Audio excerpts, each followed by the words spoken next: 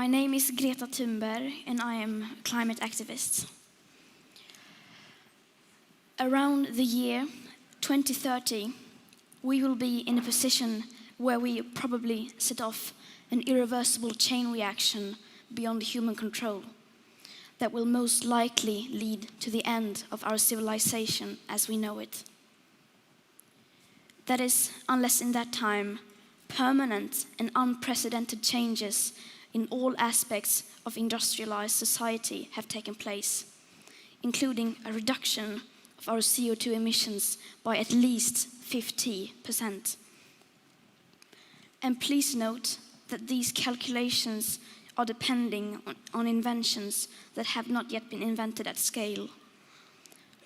Furthermore, these scientific calculations do not include most unforeseen tipping points and feedback loops. Nor do these calculations include already locked-in warming hidden by toxic air pollution, nor the aspect of equity, which is absolutely necessary to make the Paris Agreement work on a global scale. And these calculations are not opinions or wild guesses. These projections from the IPCC are backed up by scientific facts. So, if we are to stay below the 1.5 degrees of warming limit, which is still possible within the laws of physics, we need to change almost everything. We need to start living within the planetary boundaries. This will be a drastic change for many, but not for most, because most of the world's population is already living within the planetary boundaries. It is a minority who are not. The richest 10% of the world's population emits about half of our emissions of greenhouse gases. The richest 1% emits more than the poorest 50%. And this is not about glorifying poverty. This is about the laws of physics and the remaining amount of greenhouse gases that we can still emit into the atmosphere to be in line with the Paris Agreement. It is not people in countries like Mozambique, Bangladesh, or Colombia who are the most responsible for this crisis. It is mostly down to people like you here in the audience, entrepreneurs, celebrities, politicians, business leaders, people who have a lot of power, people who consume enormous amounts of stuff, who often fly around the world, sometimes in private jets. Your individual carbon footprints are in some cases the equivalent of whole villages. But I think the worst part is that you are normalizing this extreme lifestyle because people look up to you. You are the role models. You are setting the standards. People aspire to be like you. About 100 companies emits approximately 71% of our total emissions of CO2. And yes, I know we need a system change rather than individual change, but you cannot have one without the other. If you look through history, all the big changes in society have been started by people at the grassroots level. No system change can come without pressure from large groups of individuals. And no, I don't blame you. I know you are not acting like this because you are stupid. You are not ruining the biosphere and future living conditions for all species because you are evil.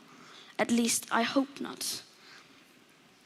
I know that almost every one of you are simply uninformed, just like the rest of the world's population.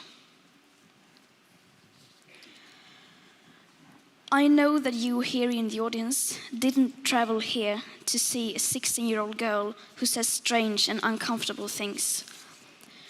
But you know what? We need to dare to be uncomfortable.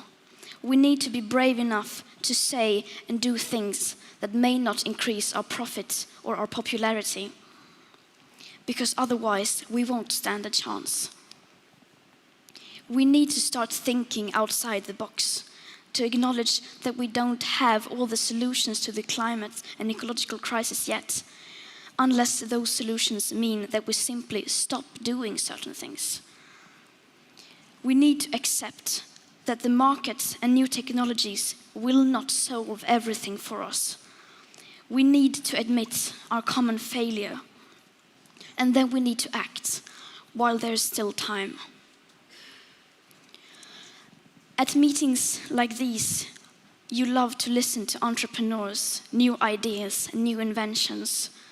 But when it comes to the climate crisis, the time for those magic new inventions has just about come and gone. And even though we most certainly need to embrace every bit of new, clean technology, we can no longer look away from the obvious fact that we also need to change our behavior, and some more than others. The theme of this year's Brilliant Mind conference is flexibility quotient. It's what the organizers call a symphony of big picture thinking. Well, here is some big picture thinking for you. If you regularly fly around the world, eat meat and dairy, and are living a high carbon lifestyle, that means you have used up countless of people's remaining carbon budgets that they will need in their everyday life for generations to come. And if that wasn't enough, those whose carbon budgets we are stealing are the ones least responsible and the ones who are going to be affected the most by this crisis. Everyone and everything needs to change, but the bigger your platform, the bigger your responsibility. The bigger your carbon footprint, the bigger your moral duty. To make the changes required, we need role models and leaders, people like you. I'm certain that most of you sitting here will have the courage, the wisdom, and the common sense to take a few steps back, to see the full picture, to make the sacrifices that are necessary, and to become the leaders we need you to be. The question is, will you do it in time? Future generations are counting on you. Don't let us down. Thank you.